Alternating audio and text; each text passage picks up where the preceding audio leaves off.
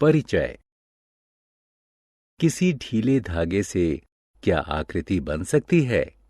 अर्धचंद्र की शक्ल कैसी होती है? आम बोलचाल की भाषा में वक्र का अर्थ है जो सीधा ना हो। गणित में वक्र सीधा भी हो सकता है। वक्र अपने को काट सकता है और नहीं भी काट सकता। अगर वक्र अपने को नहीं काटता तो इसे साधारण वक्र कहते हैं। उद्देश्य। इस पाठ के अंत में आप निम्न करने में सक्षम हो जाएंगे। वक्र को परिभाषित करना, बहुभुज और उसकी भुजाओं, शीर्ष और कर्ण रेखा का वर्णन करना, वृत्त की परिभाषा और वृत्त के हिस्सों का वर्णन करना। वक्र। राहुल के बनाए हुए दो आकार देखिए। पहले वक्र में ये एक बिंदु से शुरू होता है और किसी दूसरे बिंदु पर समाप्त होता है, लेकिन दूसरे चक्र में ये एक बिंदु से शुरू होकर उसी पर समाप्त होता है। पहले प्रकार का वक्र खुला वक्र और दूसरे प्रकार का बंद वक्र कहलाता है। वक्र में स्थिति। यहां आप एक चलती चींटी देखते हैं। बंद वक्र के संदर्भ में स्थिति ए पर चींटी वक्र के बाह्य हिस्से में या बाहर है। स्थिति बी में यह सीमा पर या वक्र पर है। स्थिति सी में चींटी वक्र के आंतरिक हिस्से में या भीतर है। बहुभुज को समझना।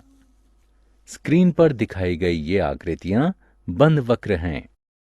इनमें से प्रत्येक वक्र की शक्ल अलग है।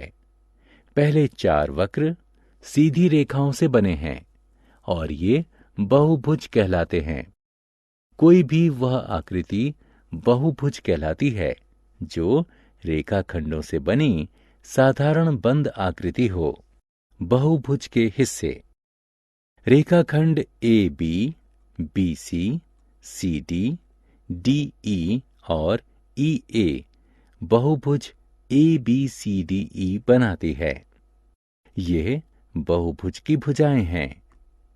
कोई भी दो भुजाएं जिनके अंतिम छोर साझा हों वे आसन्न भुजाएं कहलाती हैं, जैसे ए बी और बी सी और सी डी और डी ई और ई ए आसन्न भुजाएं हैं। दो भुजाओं के मिलने वाले बिंदु उसके शीर्ष कहलाते हैं। यहाँ ए, बी, सी, डी और ई दिए गए बहुभुज के शीर्ष हैं। बहुभुज की उसी भुजा के अंतिम बिंदु आसन्न शीर्ष कहलाते हैं, जैसे ए और बी और सी और डी और ई और ए आसन्न शीर्ष हैं। गैर आसन्न शीर्ष को जोड़ने वाले रेखाखंड बहुभुज की कर्ण या त्रियक रेखाएं कहलाते हैं, जैसे ए सी, ए डी, बी ई, सी ई दिए गए बहुभुज की कर्ण रेखाएं हैं। त्रिभुज। कोण कोई बंद आकृति नहीं होती। कम से कम भुजाओं वाली कोई भी बंद आकृति त्रिभुज होती है। त्रिभुज में 3 भुजाएं, 3 शीर्ष और 3 कोण होते हैं। दी गई आकृति में ए बी सी एक त्रिभुज है, या ए बी सी और सी ए 3 भुजाएं हैं। ए, बी और सी 3 शीर्ष हैं। 3 कोण हैं, सी ए बी सी और बी सी ए। चतुर्भुज को जानना। पुस्तक का पृष्ठ चतुर्भुज कहलाता है। इसकी 4 भुजाएं, 4 शीर्ष और 4 कोण हैं। चतुर्भुज ए बी सी डी 4 भुजाएं हैं, ए बी सी डी और डी ए। भुजा ए बी और बी सी और सी डी और डी ए आसन्न भुजाएं हैं।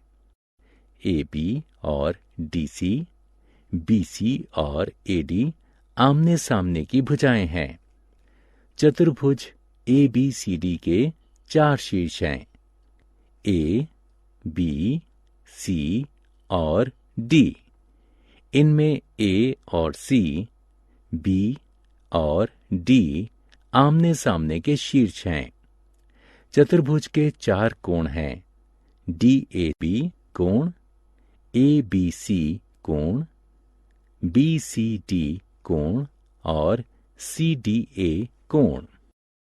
वृत्त और इसके हिस्से। आइए एक और आकृति का अध्ययन करें। ये एक वृत्त है। ये एक साधारण बंद वक्र है जो बहुभुज नहीं है। वृत्त का हर बिंदु केंद्र से समान दूरी पर है।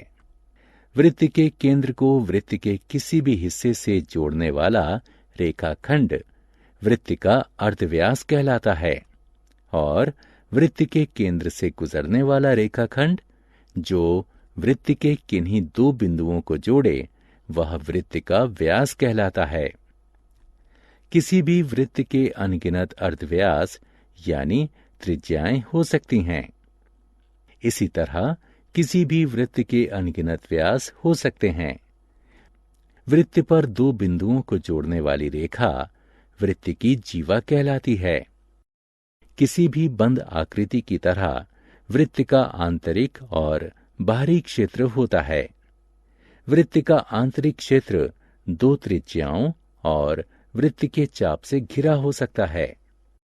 ये क्षेत्र वृत्त का त्रिज्य खंड कहलाता है। इसी प्रकार वृत्त का जो हिस्सा जीवा और गोलाई से घिरा होता है वह वृत्तखंड कहलाता है। वृत्त की सीमा उसकी परिधि कहलाती है। वृत्त के घेरे के चारों ओर का माप उसकी परिधि होती है। आत्म मूल्यांकन। अब समय है परखने का कि आपने कितना सीखा। वृत्त पर उसके विभिन्न हिस्सों की उचित स्थिति के अनुरूप नाम लिखें। सारांश। आइए हमने जो कुछ सीखा है उसे संक्षेप में दोहराएं। साधारण वक्र वह है जो अपने को नहीं काटता। वक्र के सिरे अगर जुड़े हों तो वो बंद वक्र माना जाता है अथवा उसे खुला माना जाता है। बहुभुज एक साधारण बंद वक्र है जो रेखाखंडों से बनता है। त्रिभुज और चतुर्भुज बहुभुज हैं जो क्रमशः 3 और 4 भुजाओं से बनते हैं।